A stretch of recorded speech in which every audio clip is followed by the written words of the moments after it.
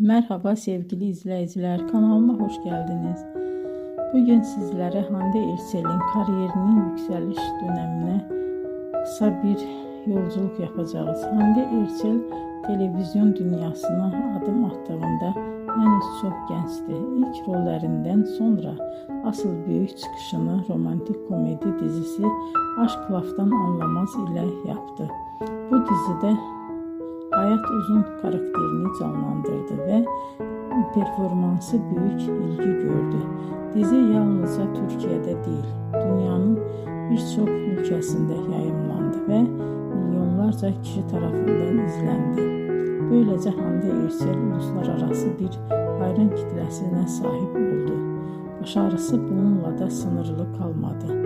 Daha sonra farklı projelerde yer alarak oyunculuk yeteneğini, farklı yönlerini göstermeye devam etti.